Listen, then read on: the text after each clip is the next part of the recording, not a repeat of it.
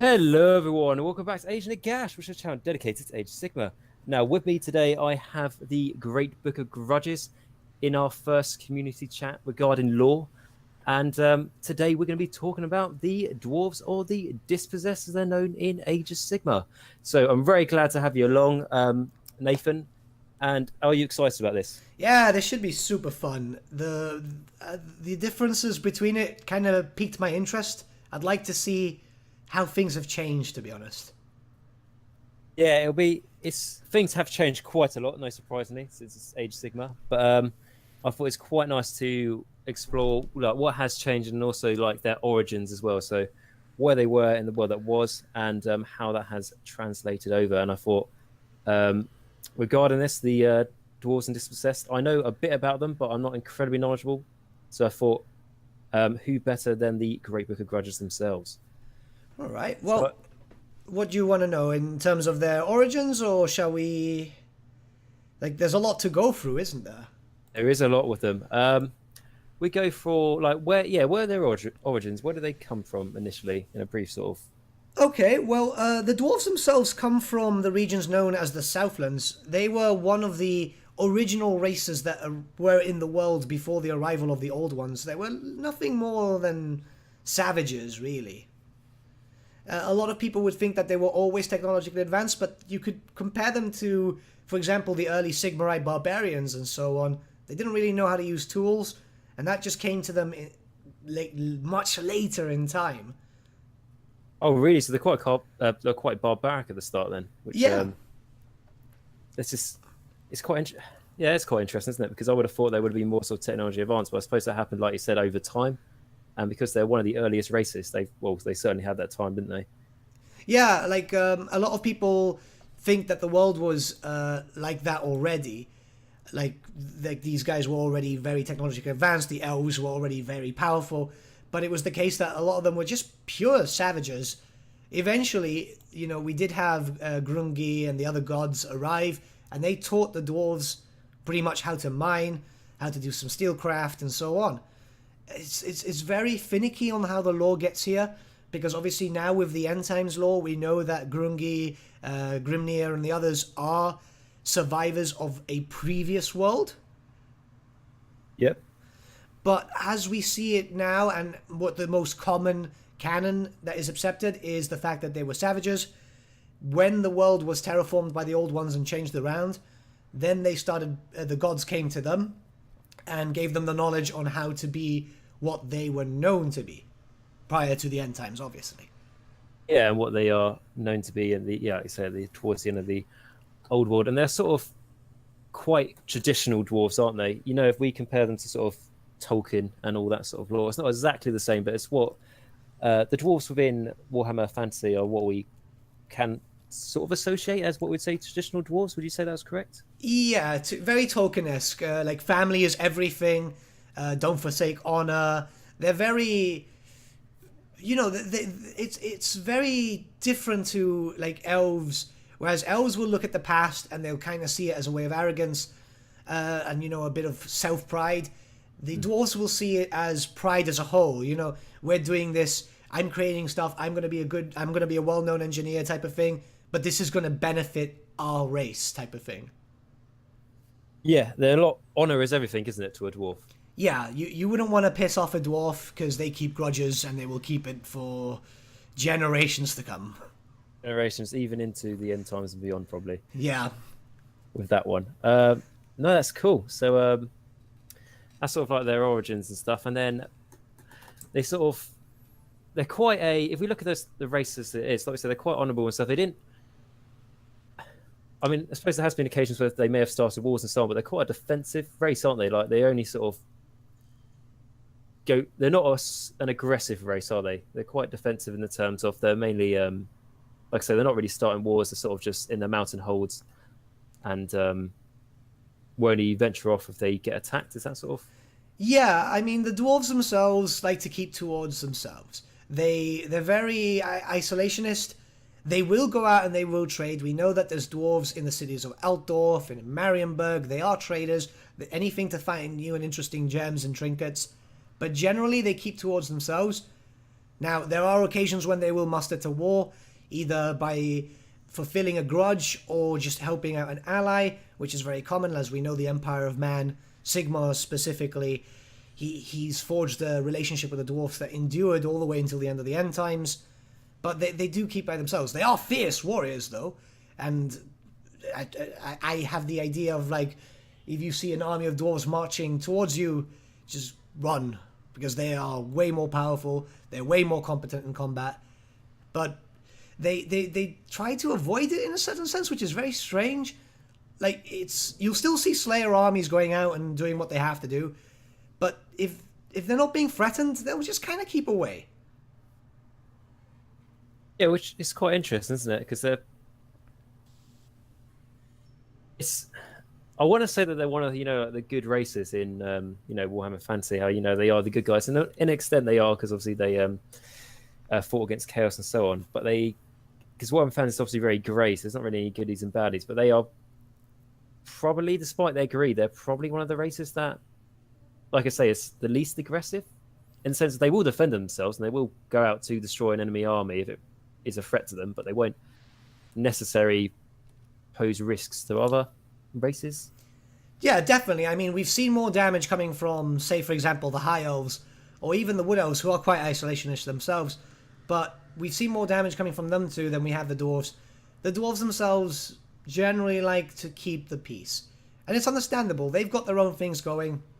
They're more interested in their mountain holds, and obviously what's happening in the world above is not as important as maybe the just innumerable hordes of Skaven who are trying to get in each and every day. Yeah, that's very true, and that's almost like the good guys version of the Skaven, aren't they? Because they have brought so much technology to like the Empire and so on that, didn't they? Because for example, the dwarves maybe not. Well, I know there's a debate between who's more technology advanced, the dwarves or the Skaven, but the dwarves have got quite a large range of artillery, haven't they? Yeah. The dwarves are like I used to play them in the tabletop. They're just a moving fortress. They barely move. They'll move inches at a time, but it's gun lines. They don't move much because they'll let them come to them, let the enemies come, and they'll just fire. Just hordes of thunderers, loads of great cannons, flame cannons. These guys are built to be destructive, which is interesting given what power and strength they have as a kingdom. They don't generally use it that much. Yeah, they've got extreme amount of wealth, obviously, because they're great miners and stuff. But yeah, they could be a lot more dominant if they wanted to. I think it's fair to say, isn't it? Definitely. I mean, given what's been established in the lore, we know that the dwarves had a lot of power, especially in the early years when they started being so advanced. But I think it's just a case of they've been dealing with other issues, other than the fact that there's a lot of horrifying things on the ground. Once again, going back to the Skaven have been here for so many years. It's been hidden away in the lore, but we know that a lot of holds have been destroyed and lost, and they're trying to retake the lands. Well, the perfect example would be the Karakake Peaks, which is obviously a triple threat war front there between the dwarfs, the Skaven, and the Night Goblins. Yep. Which has got some fantastic characters in that little fight, hasn't it? It's got, was it Skarsnik? It's got Queek Headtaker, and forgive me, I can't remember the name of the dwarf. Belagar Ironhammer. That's the one. I know he's from Total War Warhammer. I've actually played his campaign for some reason. I just can't remember his name. Yeah, he's a great hero. I actually really enjoy him. I've done a video on him. Like, he wants to take his home back, which is understandable. He's a king without a hold. And it's kind of sad because there's a lot of stuff going in there.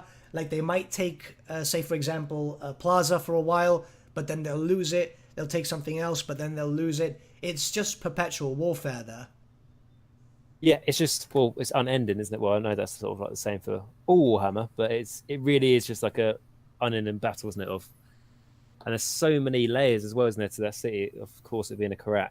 Yeah, it's absolutely massive. It's one of the largest Karaks in the established lore, and it's actually quite interesting because, dwarfs, they reproduce quite slower compared to, for example, Skaven or the greenskins themselves, who are a fungus.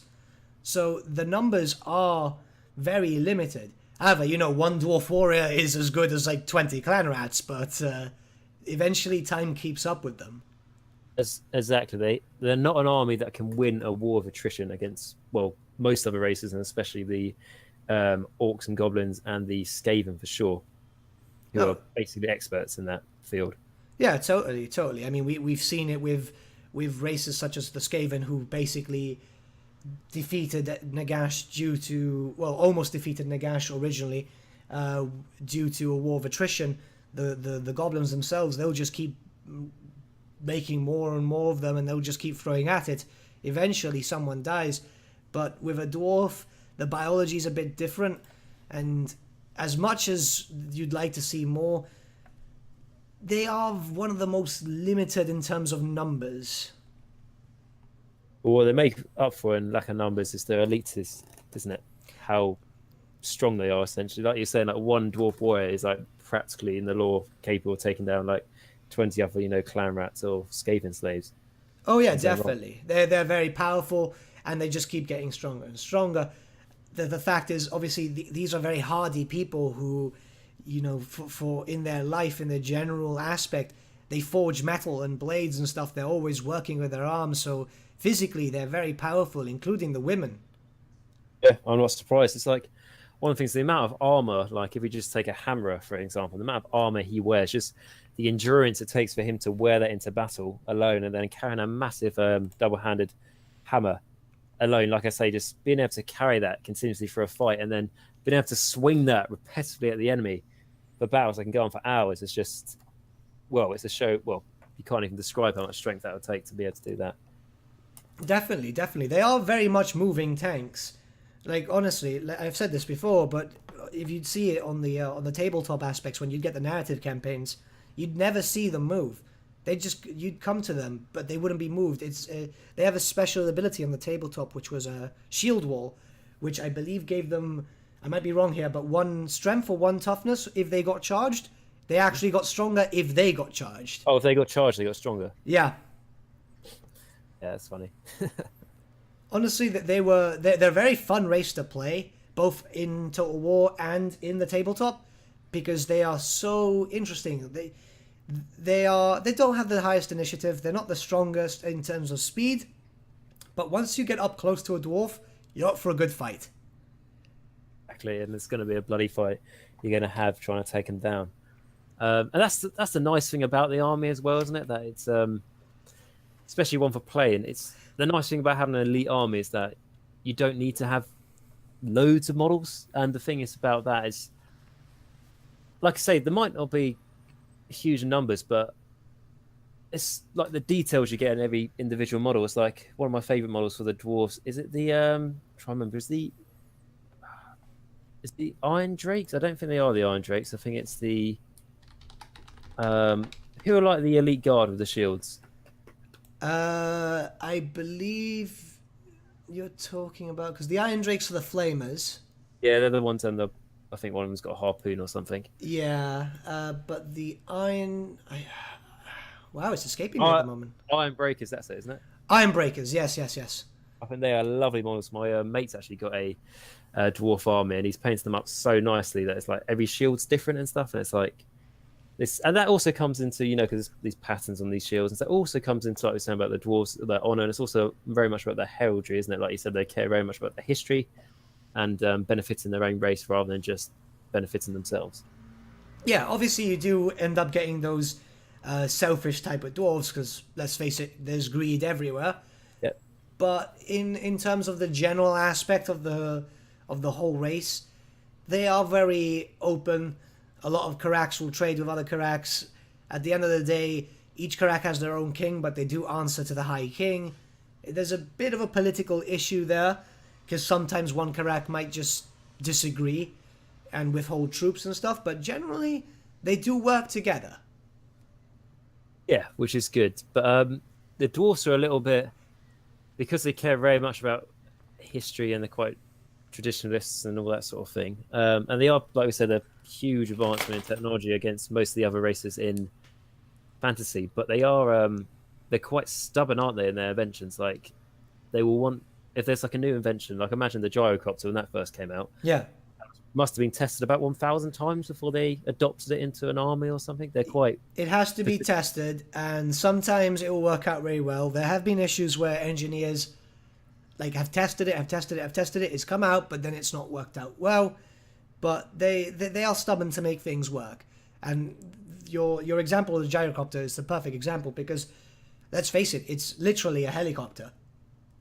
Yeah, it's a fantastic little helicopter, isn't it? It's like one of the things if I explain like Warhammer to people who don't play it but they're aware of like, other fantasy things like Lord of the Rings and stuff, and they say like, well, what's the difference? It's like, well, the dwarfs in Warhammer they have like a helicopter, they have like their own like Apache gunship, Yeah, which is pretty fucking amazing. I've always explained it akin to the Tolkien-esque dwarves but hyper intelligent. Yeah, that's a good way of doing it. Because let's face it, they've been able to do all subbreeds of dwarves. I'm talking chaos dwarves too. They've been able to create stuff which, like a human race wouldn't be able to do, or even so much as the elves, as advanced and as old as they are. Let's face it, we're not seeing elves with helicopters. We're seeing them ride on giant birds. Yeah, I mean, like that does beg the question: what would win, a helicopter or a dragon? But yeah, the elves are very traditional, aren't they? Well, like I was saying, the dwarves are traditional, but like, of course, the dwarves are the most advanced one out of all the good guys. I'd say so. I mean, it's very touch and go in terms of, like, for example, if we go towards maybe the human nation of Talia, which are all city-states, they created a bunch of pretty incredible things too. Like, the steam tank used by the by the Empire is actually a Talian invention. Oh, I didn't know that. That's so interesting. Yeah, it was like they came up with a design, they sold it off. Well, they're all mercenaries at the end of the day, but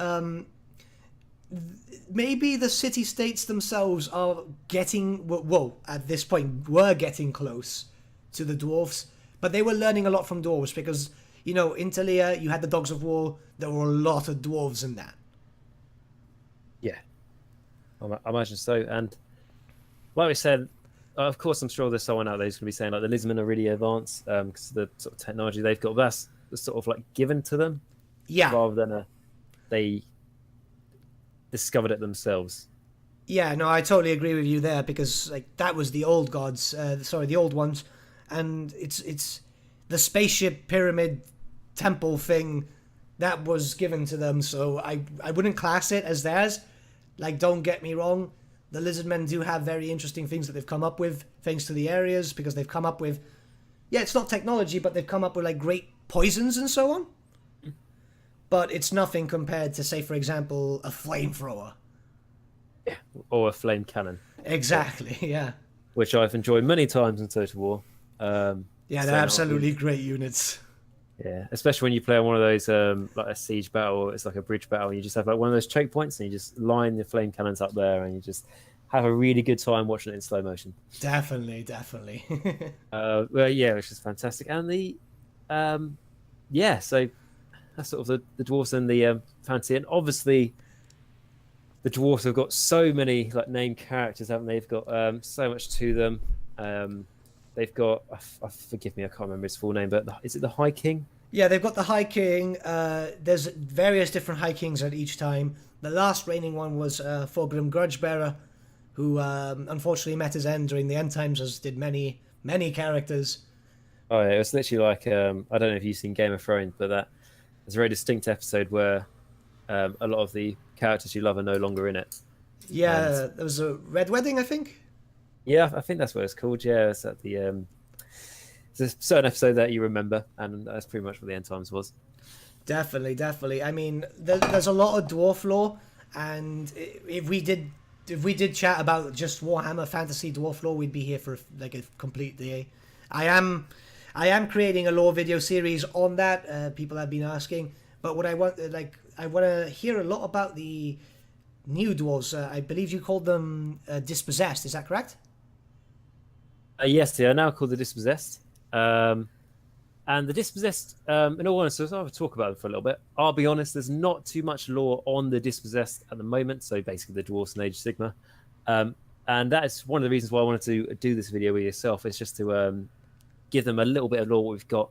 And in Age of Sigma, essentially, they survived the end times. And then in Age of Sigma, they were one of the basically after the end times, there was the Age of Myth, which was in the setting of Age of Sigma, which are the mortal realms, which each realm is made from a old winds of magic. So there'll be like a realm of metal, there'll be like a realm of life, a realm of death, a realm of fire, and so on. And in the Age of Myth, which was the first age of the mortal realms, there was no chaos. So all the forces of order, as they're called, so basically all your good guys, your dwarves, your elves, the Empire, humans, people like that, they basically managed to get on with what they wanted to do. They, build civilizations and all those sorts of things. And amongst them, the dwarves were one of the strongest because the abilities of the dwarves to be able to be great engineers in a brand new world. They were one of the first to be able to construct mighty fortresses and all those sorts of things and sort of surpass the rest of their fellow races. And then after the Age of Myth, basically chaos seeped into the mortal realms and began the Age of Chaos, which was basically the end times on steroids. It was basically just mass genocide across the whole mortal realms, killing millions upon not millions and even billions. And one of the last races to be able to hold out against chaos was the dwarves, and as I say, as they're called, the Dispossessed now, because they had so much time to build such advanced fortresses and cracks, deep below the ground. Most of them, though, were tear down by chaos.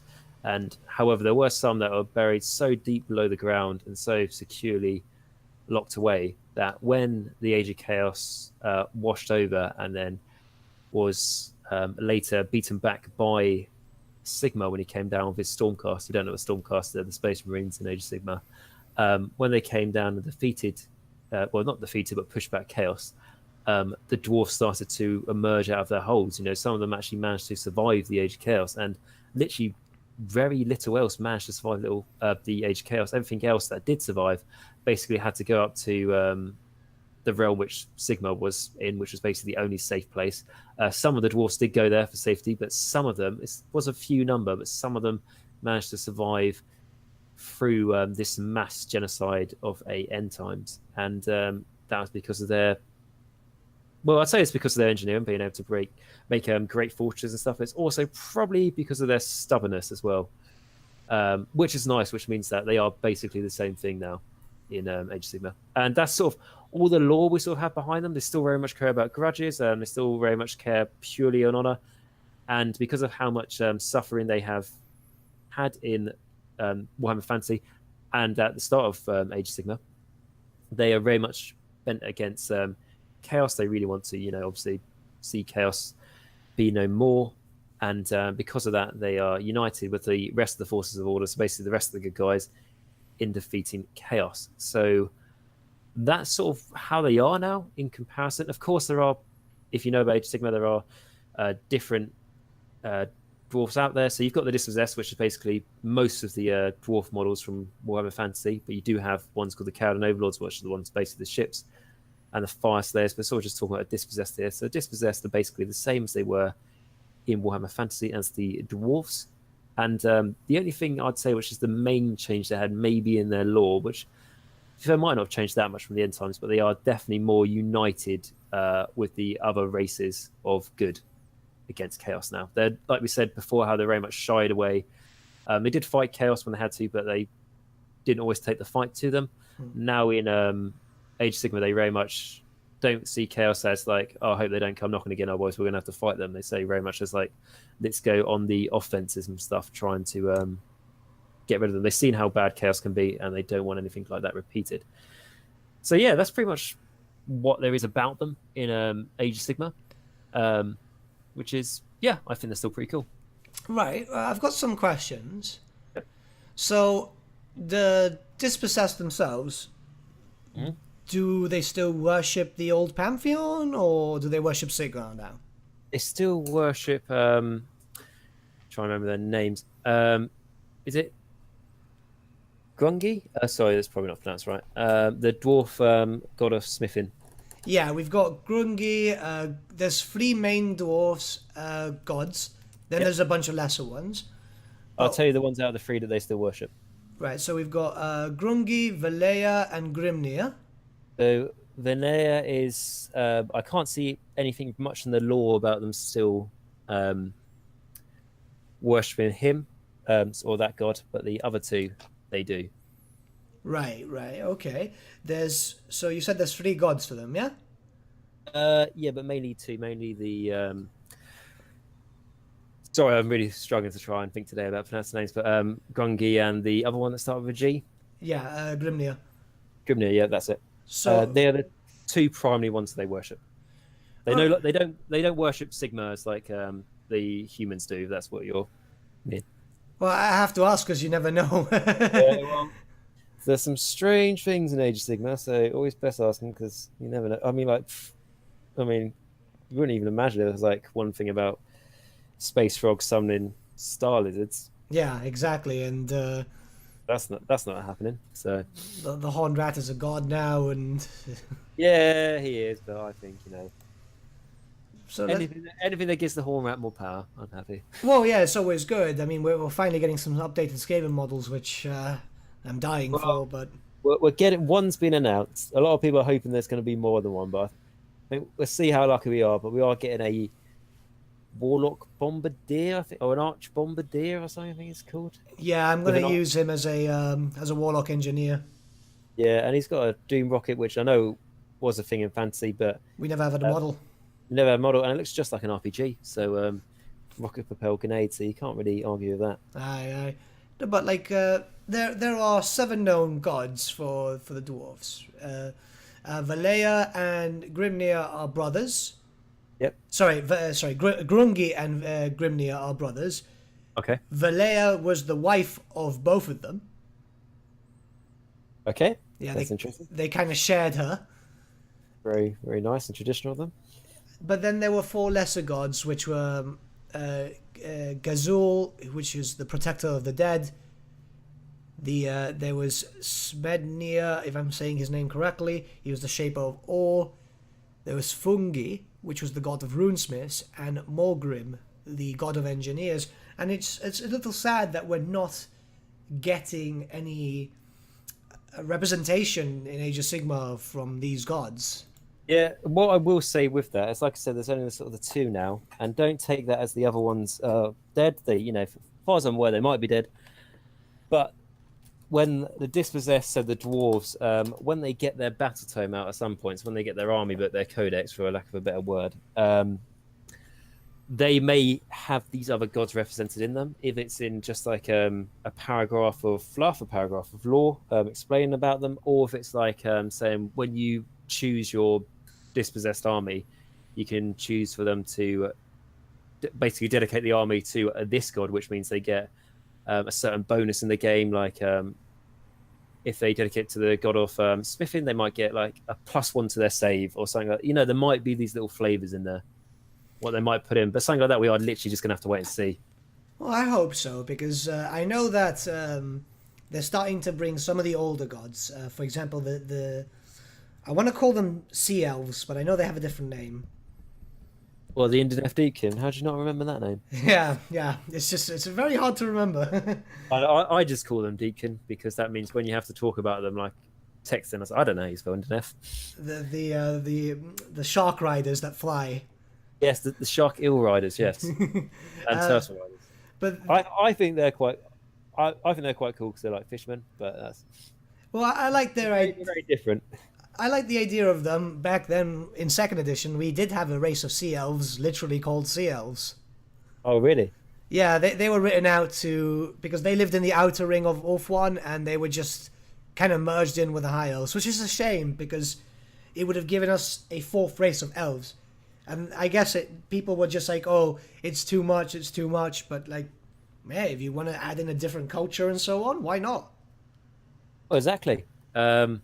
Which I think that's the thing about Age of Sigma. What I do like about it is that yes, it's very different, and yes, it's very new, and it's trying to build itself. However, and I do miss the fantasy but because Age of Sigmar is very abstract, it's getting less and less abstract now. But it means they can come up with these really bizarre armies, which some of them I feel like can be hit and miss, but some of them are like, yeah, that's just really cool. Yeah. Which is the freedom which is given. And unfortunately, that does fall upon the more traditional races like the dwarves, which are now the dispossessed in Age of Sigmar. As sort of like, it feels like they're taking a bit of a step down. But I believe there are going to be a bit of an update for these sort of older armies this year. I think it's going to come in the summer. That's just a rumor I've heard, but hopefully we will see the dispossessed represented there. The nice thing about the dispossessed, though, is that they are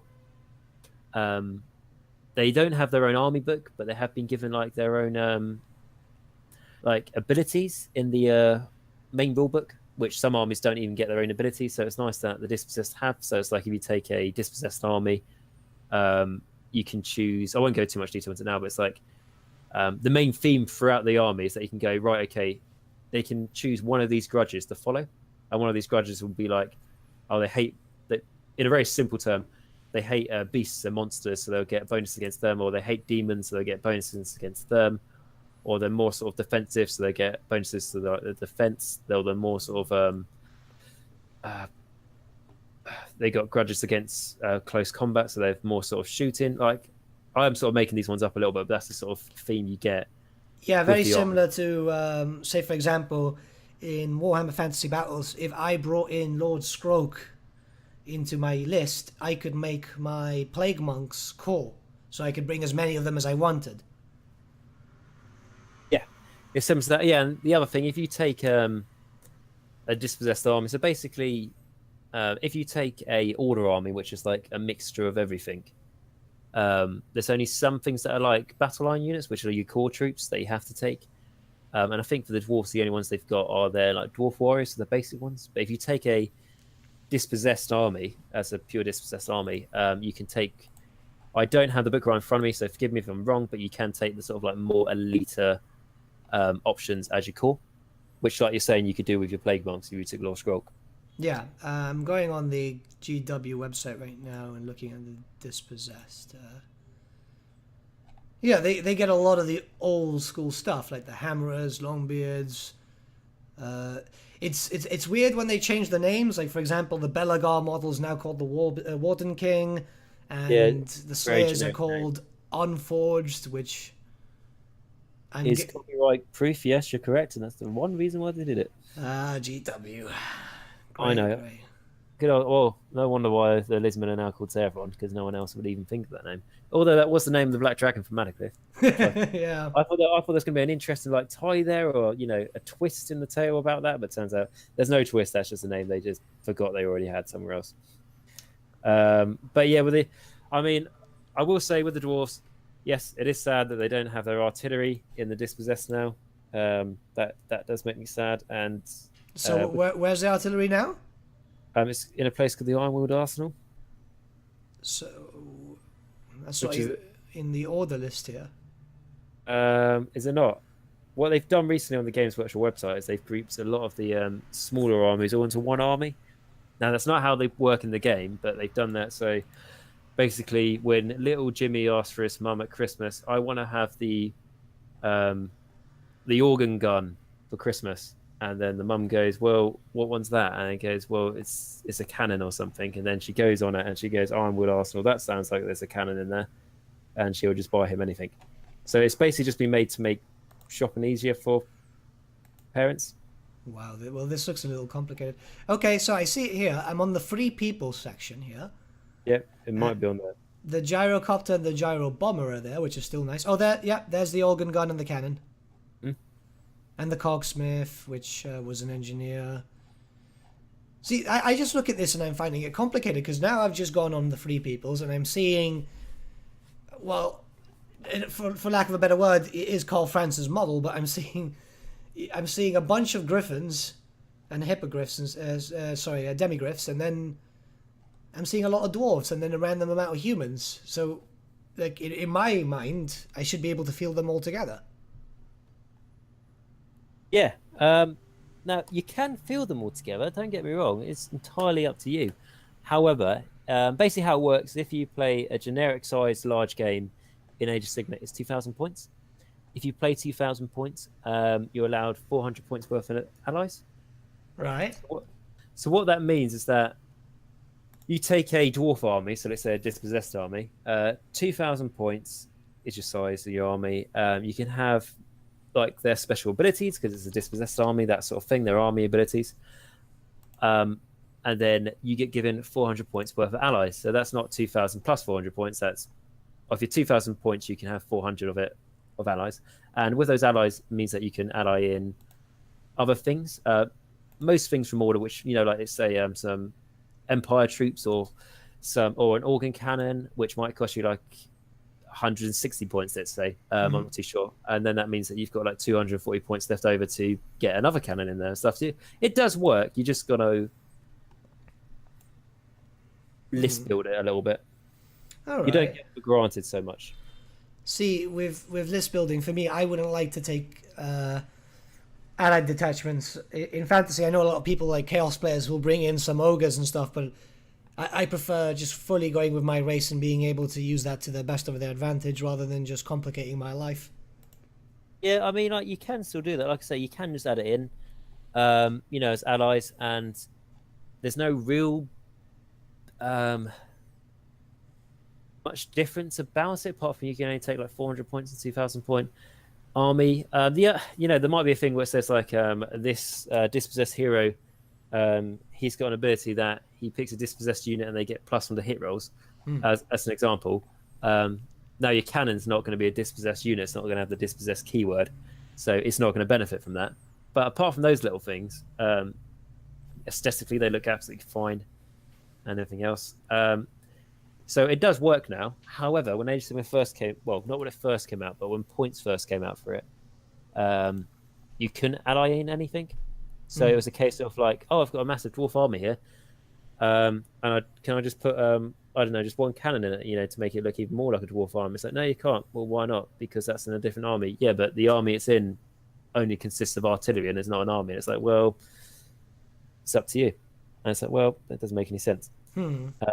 So, because like the Ironwood Arsenal is not an army, it's just a collection of artillery. So if you wanted to mix up your army, you would, instead of going for like a mixed dwarf army even, it would just be a generic order army, which can be quite competitive, but it's like really takes the theme away from it, because it's like, yeah, so if I go for a Grand Alliance order army, that means that I can take my dwarves, I can take my cannons, I can take my gyro bomber, those sorts of things. But there would be no difference if I added in a wood elf dragon in the army, which would look really out of pace, but it's like there's no reason why that can't be in the army and that count.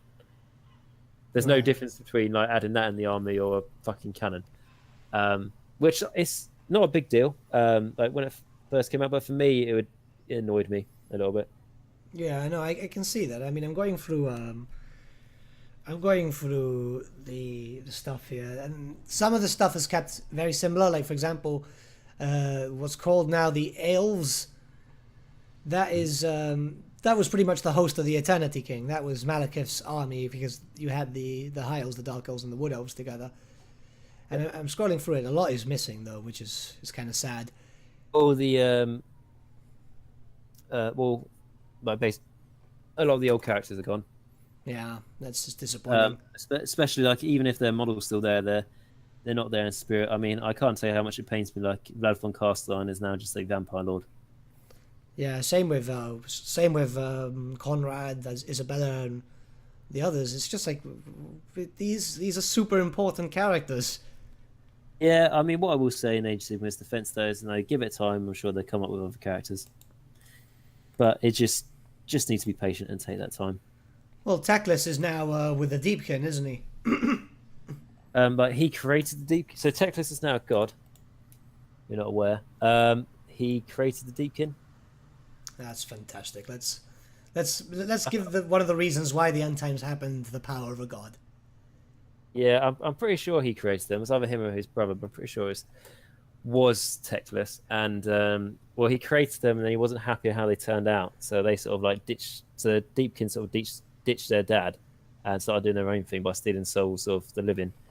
And well, one thing that's really interesting that's just popped out here, because I'm on the Deepkin page now, And I figured, once I'm talking to you, I'll look throughout these things because obviously it would make sense. Yep. So I'm not even going to pronounce this guy's name, but he's got the title of Aspect of the Sea. But it says here, whatever his name is, of Mathlin. So are they worshipping Mathlin now? Why do you have to make things complicated? I don't know what Games Workshop comes up with. I mean, maybe that's a choice. Maybe they do. I don't really know. Is going to be my answer to that question. So as far as I was aware, the god was dead. Yeah, but like the daughters of Cain worship Cain, and Cain's dead.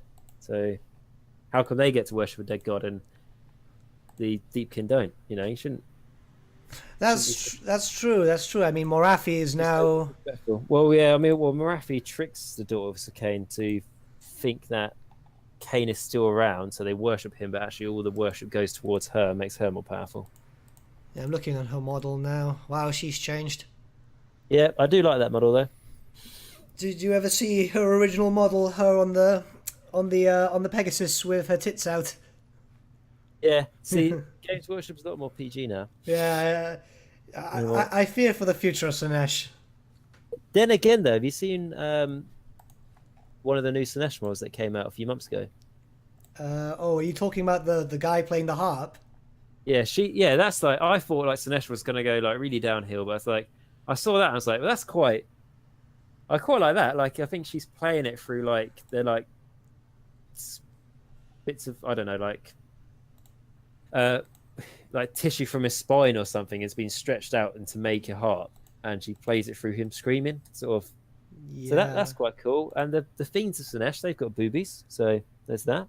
Yeah, I mean, like a lot of people see it as a petty thing, but when you think about the god of like just excess pleasure and so on, you're expecting weird looking like hermaphroditic demons and stuff.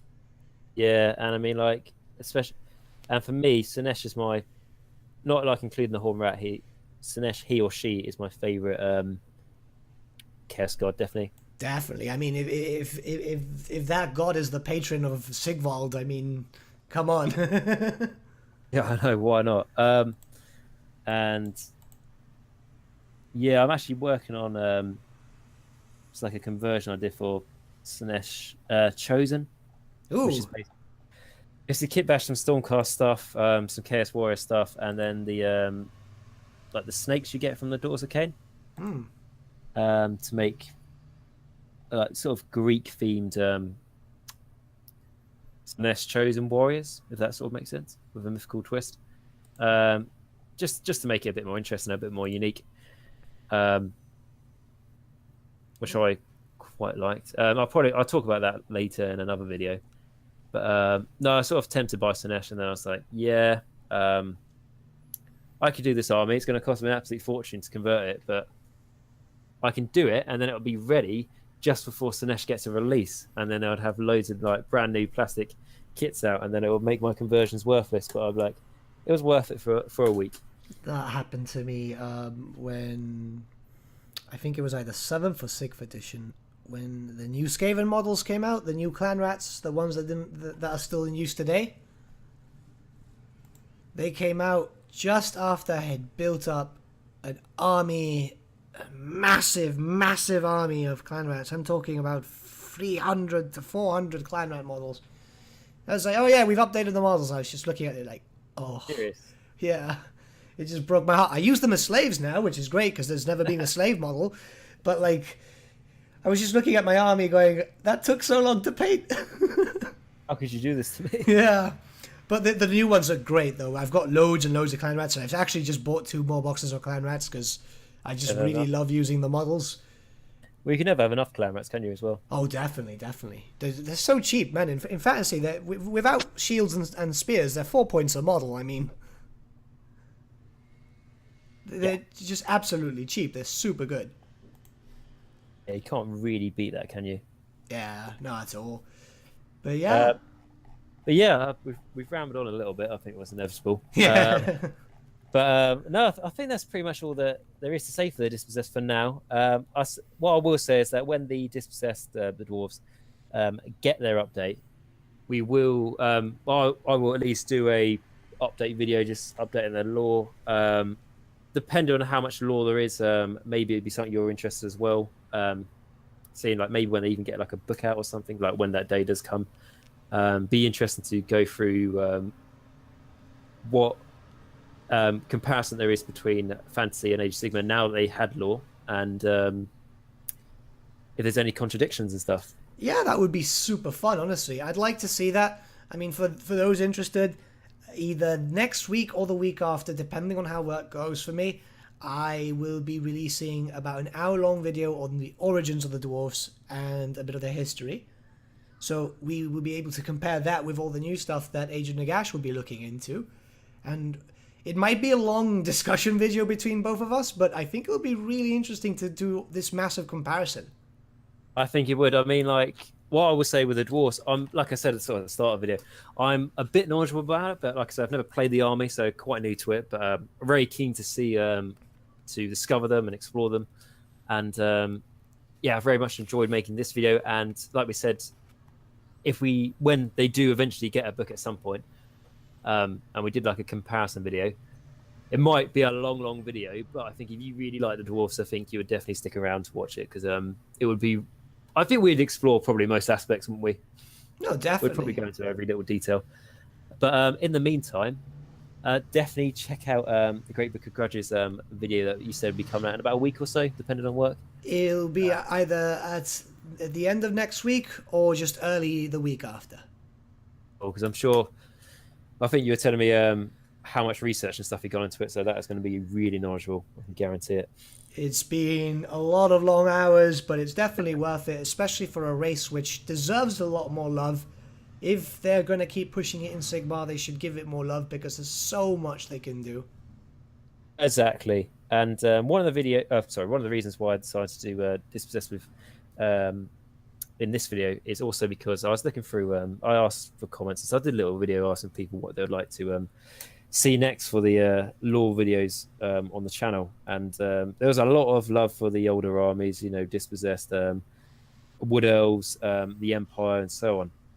And then I sort of basically how I do it. I go through what people suggest, and then I basically type that army into YouTube, and I see how many videos they've got. And Dispossessed, apart from a few videos which a YouTube channel called 2 Plus Tough, an Age of Sigmar channel, apart from what he's done, which were good videos, there wasn't really anything for them.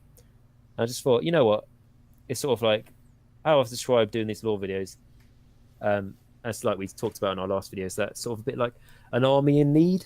Yeah, like there's in Age of Sigmar anyway, because obviously the lore gets updated all the time.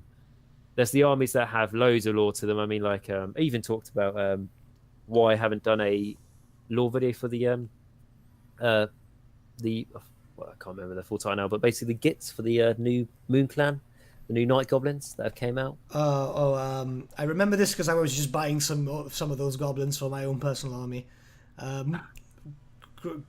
Gloomspite. Yeah, Gloomspite Gits. Yeah, that's it. Well done. Wow, that took a while. Yeah, I know. But I say like, well, I haven't done a video of that. And it's like, and I asked my subscribers and stuff, and they basically sort of agreed with me. It's that so many people have talked about them. Like every channel, like in a good way, every channel sort of like talks them to death a little bit. So I was like, if I spend some time making a video to them, I don't really see what the point is. You can hear about their lore somewhere else. Whereas if there's some armies that don't have any content for them, I feel like that's more of a priority. Even if that's an army that only, if everyone who plays Warhammer, or Age of Sigmar specifically, only like if 2% of the population who play Age of Sigmar play the army, it's still nice for them to get a little bit of content. No, definitely. I mean, I was looking at a little bit of the lore on the Gloomspite, because I was reading what was the change, because like if you look at the models, they're a bit more high def, but not a lot has changed, barring that awesome champion Loon Boss. That one just looks freaking awesome. It's one of the first things I bought. But like there isn't too much lore. The great thing about channels such as yourself is you expand on it, and you're able to So basically, in my shoes, I'm going here, going, okay, what the hell am I looking at?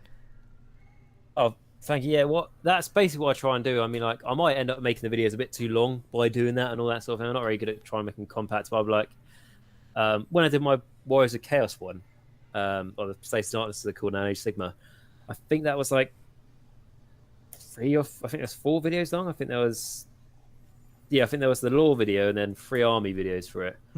That's sort of like, yeah, there's a lot of time spent on an army that's not that big, but I was like, I want to explore every single little bit of detail here there is.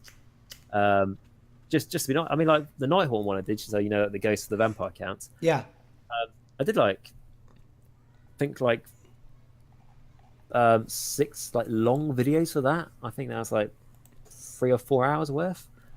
And in comparison for the Slated Darkness, where I said I did a lot of videos, it's probably about 2 hours worth of videos sank around there. I'll probably maybe 3 hours. I can't remember, but it's sort of like, yeah, sure, that's a lot of time to spend on a very small army. But I was like, you know what? For the few people out there who play the army, hopefully they enjoy the videos, and if they did, it's probably really nice for them to have like that much time dedicated to an army where most people talked about it, they could probably summarize it in 5 minutes. Well, not a lot of people know how much time it actually goes behind these videos. There's a lot of research on our part. Yeah, of course there is, and unfortunately with me, I'm the sort of person that I spend so much time researching, and I'm like, okay, this would be nice to, like I say, talk about for the people who do the army, and then I'm like, well, I did the Slaves to Darkness videos and all that, and then the amount of dedication put into them means that currently, like I said, I'm working on Sinesh Chosen, and I didn't have a Slaves to Dark army before I started doing that video, so by dedicating so much time to it actually made me want to do the army. Yeah, I get that feeling. I've been working on a army base, on a few lore videos based on the Grand Empire of Cathay, which didn't have an army book, but there's this guy called Mateus who makes very, very good fan-made army books, and it's just been, thanks to him, I've been buying conversion bits all left, right, and center just to make a Cathay army. That's awesome. That's good. It's like one of the things I'm doing for the Sinesh I'm working on is basically I'm taking Slaves to Darkness, but I'm making them sort of a Greek look. So if you get a traditional sort of Warrior of Chaos helmet, I'm chopping off the horns and then putting a like Greek style crest on the helmet. Unfortunately, where I'm getting these helmet crests from are Europe, and I've already got some and just waiting for them to be delivered. But because of the whole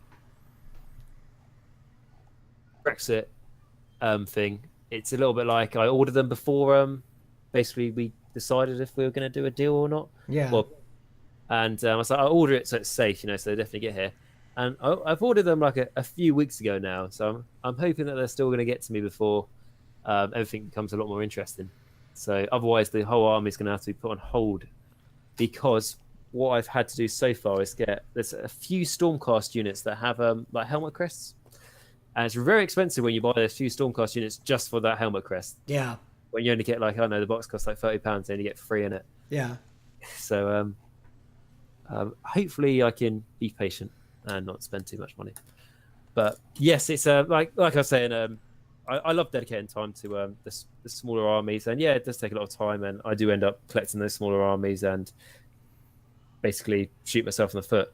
But I really enjoy it. I mean, like you were saying, if like when I watch your videos, if I'm honest, I know a little bit about the old world, but basically only as much as Total War Warhammer explains to you, essentially. Apart from Vampire Counts, I know a little bit more. Yeah. But it's like I like the videos you do on like the little details. It's like some of the places that you talk about the characters, like, I've never heard about them before. I watched that. It's only like a 5-minute video or something. It's like, oh god, that person sounds awesome. I want to do like an army now themed around his character. Do you know what I mean? It's like those little bits of details. I'm not saying like not everyone picks up, but I mean, it's as amazing as the Warhammer world is. As like a broad aspect, and yeah, the individual armies are really cool. But when you get to like really precise things, like little hidden details, it's actually really quite nice exploring those. Like, No, definitely. Really cool. Yeah. I mean, yeah, that's why I do a lot of 1-minute characters because they literally have nothing to them, but they've done something of importance. Like yesterday's video was based on a character who I'm going to try and say his name again, but it took me about 30 minutes of rehearsal yesterday. Amenemhetem, I want to say. Fair enough.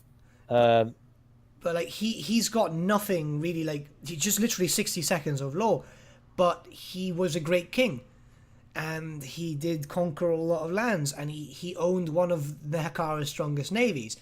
So a lot of people will be going, oh, why don't you do Cetra? And Cetra is planned. I'm even also doing an extra addition to the video where I'm going to say every one of his titles, so that's going to be interesting. Yeah, good luck with that. That's going to take me about half an hour itself, but but like I wanted to get this king out there because like not many people know this was a great king who had a great navy.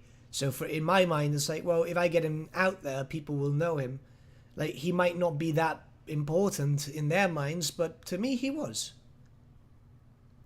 And I completely understand. I agree with that. I think, like you said, like he was like not. He was quite. How do we look at it? He wasn't substantial in the amount of law there was for him, but the law that there was really quite important, and he sort of added to the Tomb Kings as a whole a little bit on what they how they were, and yeah, I just think like there's a little bit like anyone can talk about, and I don't mean this in a negative way or a bad way or say that we're amazing because you know obviously there's some great channels out there, but anyone can talk about these huge big characters, but it's when you have these massive channels talking about these massive characters, it's nice to have smaller channels like us sort of to go more on the sort of the detailed areas. I think I'm just repeating myself in circles now, but I hope you sort of understand what I mean. Yeah, no, definitely. I mean, no, like a lot of people are getting into fantasy now, thanks to Total War. Creative Assembly have done a fantastic job. Oh, they really have. I mean, like amazingly, and also it's like Warhammer is obviously. Not going to beat around the bush about it. It's one of those things that people don't always like to admit that they play or something like that because it's always seen as like doing like it's like it's a nerdy thing, so people don't always like to admit it. However, with like we're saying, like Game of Thrones, Lord of the Rings, and then with Total Warhammer, that's been the latest massive boom to make people like understand what the Warhammer world is, and then make think actually this is really really cool. Yeah, and like now a lot of people, I get people asking me about certain characters and so on. It's absolutely fantastic because I might do a small video and they'll go, whoa. That's it? It's like, yeah, that's pretty much it. But the great thing is that, yeah, they didn't have that much exposure in the lore, but they were there. Yeah, exactly. Like they've been included, and like, they still played a very important part in it, which is really good. And I think we're going to end it here because I feel like this is going to be titled the sort of like dwarf lore video, and I feel like we're talking about many other things. We'll call it Dwarfs and More. Dwarfs and More, yeah, that's a good name. Anyway, call it that. So what I'm going to say is this has been really nice working with you, like the first lore video joined together. I hope you've enjoyed it. Yeah, about all the different things. No, definitely. This is always really fun. Working with other content creators, specifically yourself, is quite cool, and it does get the knowledge of lore in both games out to everyone, so it's actually really really fun to do. I'm really glad to hear that. I don't know if this is too much of a glorious word for it, but it's quite nice, sort of like bridging the gap a little bit. Yeah. Healing the wound of what we can. But yes, so it's been great working with you. The next lore video I do for an army, I don't know what it's going to be yet, but I'm sure it'll be one of the old war races. So if that is the case, if you'd be up for joining me again and we can discuss it, that'd be really cool. Yeah, it'll be really fun.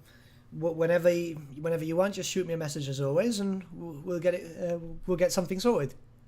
Yeah, sure. What I'll probably do is I'll go like through that video again where I ask people what army they want to see next and see what army is quite popular, what people suggested. I'm not saying this is the one I will do, but I think the Wood Elves was quite heavily suggested. So and I know they had, and I know a little bit about their lore in the world that was in fantasy. So it'll be a good one to do. And like I said, with dwarves, it was a little bit like coming out of my comfort zone a bit because I didn't know too much about them. But I've learned plenty just from this video myself, so it's been an absolute ball going through them. Oh, it should be fun. I'm just warning everyone in advance, when we talk about the Wood Elves, I'm going to be very salty because Orion was an absolute unit in the tabletop. Yeah, he's not an Age of Sigma, so I'll just leave it there. But well, the character I really liked. Well, I say character, I mean the twin characters were the Sisters of Twilight on Forest Dragon. Yeah. Yeah, I actually made a conversion of that, and then Games Workshop changed the rules so you couldn't use it in like competitive play anymore, which was sad. But but I still like it. Still one of my favorite models I converted. One of like the first things I converted as well. So I don't know how good it is, but I love the character. We'll save this chat for the Wood Elf video. Yeah, I can already go into that for a long time. yeah, no worries. Right, okay. Well, this will be going on both our channels, and if you're watching this on my channel, please check out the Great Book of Grudges. Firstly, especially if you like dwarf lore, get yourself over his channel. You know, his channel is basically named after it. And secondly, if you are interested into Warhammer lore and fantasy, particularly, you know, if you're from Age of Sigmar, you don't know too much about it, he is a great person to check out to get all those details and to really sort of explore armies that haven't had attention yet in Age of Sigmar. And if you're watching this on my channel, please do check out the Age of Nagash. He goes into a lot of detail regarding what's basically the new aspect of Warhammer Fantasy. He goes into a lot of detail regarding armies such as the Nighthaunts and so on, which is armies I'm particularly interested into. So you might be able to learn quite a bit. Sweet dude, goes into a lot of detail, which I know a lot of you guys are just frothing at the mouth for. So it'll be just great if you could check him out.